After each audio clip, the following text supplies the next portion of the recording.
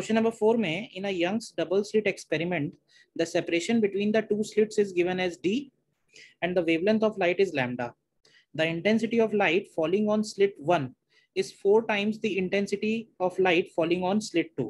यानी एक तरह से हम बोल सकते हैं कि I1 का वैल्यू लेट्स से 4I0 है, तो I2 का वैल्यू हम लोग I0 ले सकते हैं. ठीक है.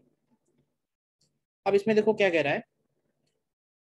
इफ ए पार्ट में कह रहा है if d equal to lambda the screen will contain only one maxima. तो अब देखो पाथ डिफरेंस किसी भी पॉइंट पे जब हम लोग लिखते हैं तो वो वैल्यू आती है delta X equal to D sine theta. और अगर हम डेल्टा एक्स का मैक्सिमम वैल्यू लिखेंगे तो डेल्टा एक्स का मैक्सिमम वैल्यू डी के इक्वल होगा when theta is equal to 90 degree.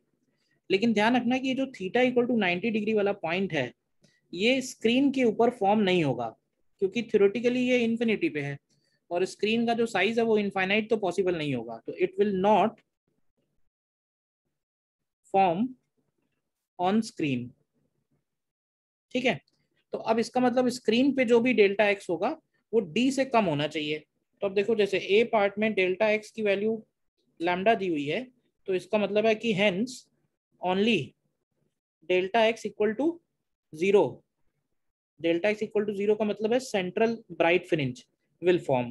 तो केवल एक ही मैक्सिमा बनेगा. तो ए ऑप्शन इसमें करेक्ट है. फिर बी में कह रहा है कि अगर लैम्डा का वैल्यू डी का वैल्यू लैम्डा से बड़ा है लेकिन 2 लैम्डा से छोटा है, then at least one more maxima besides the central maxima will be observe. तो अब ये पॉइंट भी तुम्हें क्लियर होगा. क्लियर सही है, क्योंकि अगर डेल्टा एक्स की वैल्यू लैम्डा से बड़ी है तो देन डी की वैल्यू अगर डी की वैल्यू लैम्डा से बड़ी है then delta X equal to lambda will be at an angle less than 90 degree. तो हेंस ऑन स्क्रीन. तो ये ऑन स्क्रीन पे डेफिनेटली बन जाएगा. ऑप्शन बी भी करेक्ट है.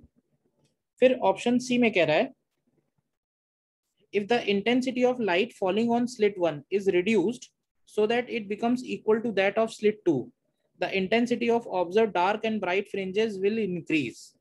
तो देखो इनिशियली अगर हम देखें, इनिशियली जो वैल्यू है ब्राइट फ्रिंज पे जो इंटेंसिटी होगी वो होगी under root I1 plus under root I2 का होल स्क्वायर. तो अगर root I1 plus root I2 का होल स्क्वायर अगर हम लोग लिखते हैं तो ये 2 + 1 3 स्क्वायर यानी 9I0 बनेगा.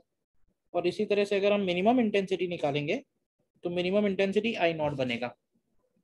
तो अब देखो अगर हम स्लिट 1 को रिड्यूस कर रहे हैं, यानी इसको रिड्यूस करके अगर हमने I0 कर दिया है, ठीक है, I1 भी I0 हो गया है और I2 भी I0 हो गया, तो इस केस में मैक्सिमम इंटेंसिटी 4I0 आएगी और मिनिमम इंटेंसिटी 0 आएगी, क्योंकि I1 I2 इक्वल हो गए हैं.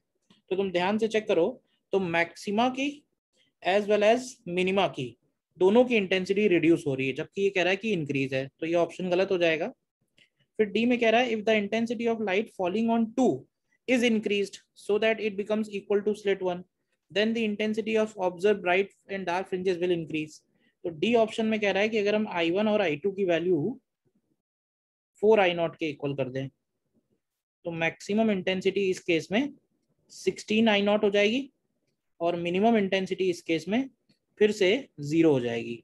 तो ध्यान से चेक करोगे तो मिनिमम वाली इंटेंसिटी रिड्यूस हो रही है लेकिन मैक्सिमम वाली इंटेंसिटी बढ़ रही है. तो दोनों इंक्रीज नहीं हो रही है. मैक्सिमम इंक्रीज हो रही है बट मिनिमम डिक्रीज भी हो रही है. तो ये ऑप्शन फिर से गलत हो जाएगा.